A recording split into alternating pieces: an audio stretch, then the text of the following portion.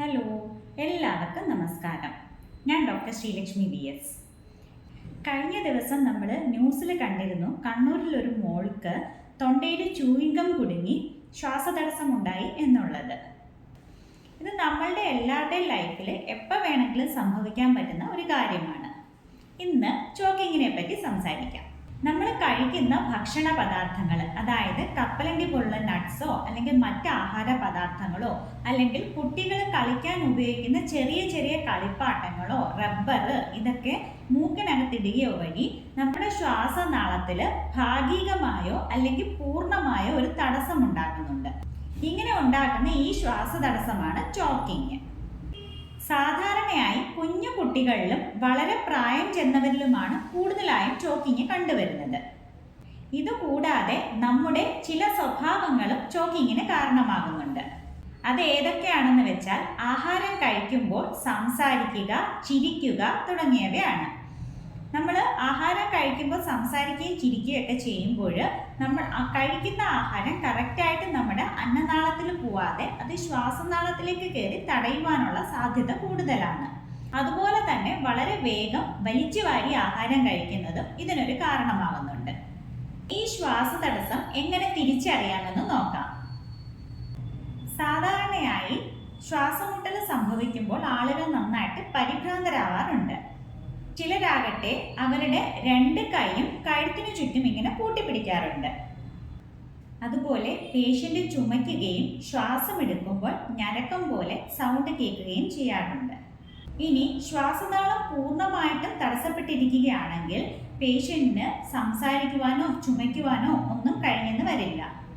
ഇങ്ങനെ വരുന്ന ചോക്കിംഗ് പേഷ്യൻസിന് കൊടുക്കാവുന്ന ഫസ്റ്റ് എയ്ഡ് എന്തൊക്കെയാണെന്ന് നോക്കാം. ആദ്യം തന്നെ അവരുടെ ബാക്കിൽ സൈഡിലായിട്ട് പൊസിഷൻ ചെയ്യുക.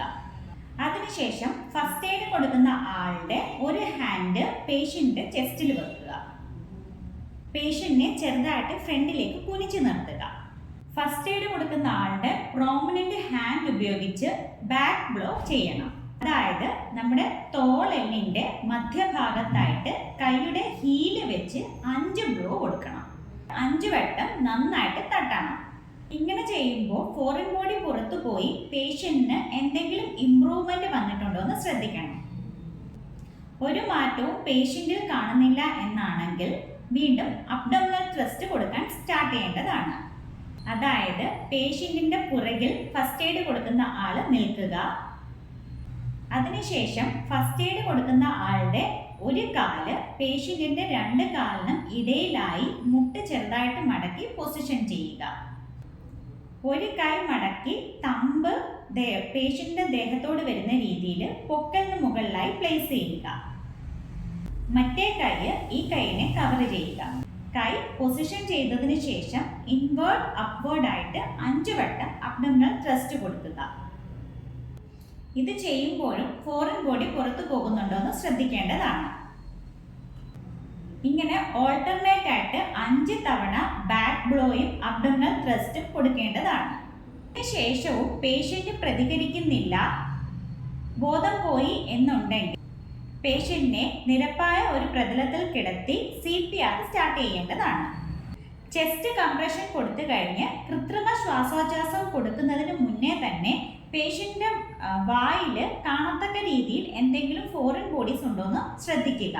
അങ്ങനെ എന്തെങ്കിലും ഫോറിൻ ബോഡീസ് കാണുന്നുണ്ടെങ്കിൽ മാത്രം അത് കൈ ഉപയോഗിച്ച് പുറത്തെടുത്ത് കളയേണ്ടതാണ്.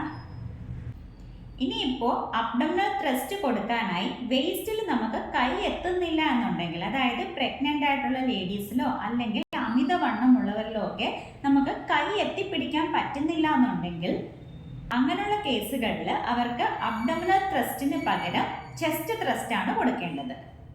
അതായത് അബ്ഡോമിനൽ ത്രസ്റ്റ് ചെയ്യുന്നത് പോലെ തന്നെ മുഷ്ടി പിടിക്കുക. നമ്മുടെ ചെസ്റ്റ് ബോണിന്റെ മിഡിലായിട്ട്, അതായത് ലാസ്റ്റ് റിബ് ജോയിൻ ചെയ്യുന്നതിന് തൊട്ട് മുന്നേ ആയിട്ട് ഈ മുഷ്ടി പിടിച്ചത് കൈവെക്കുക. അതിനുശേഷം അടുത്ത കൈവച്ച് ഈ കൈനെ കവർ ചെയ്യുക. പിന്നെ ഇൻവേർഡ് അപ്വേർഡ് ആയിട്ട് ത്രസ്റ്റ് കൊടുക്കുക. ഇതും 5 ത്രസ്റ്റ് കൊടുക്കുക. വീണ്ടും പഴയതുപോലെ തന്നെ ഓൾട്ടർനേറ്റ് ആയിട്ട് 5 വട്ടം ബാക്ക് ബ്ലോയും ചെസ്റ്റ് ത്രസ്റ്റും കൊടുക്കേണ്ടതാണ്. വീഡിയോ ഇഷ്ടമായാൽ മറ്റുള്ളവരുടെ അറിവിലേക്കായി ഷെയർ ചെയ്യുക. വീണ്ടും മറ്റൊരു വീഡിയോയിൽ കാണാം.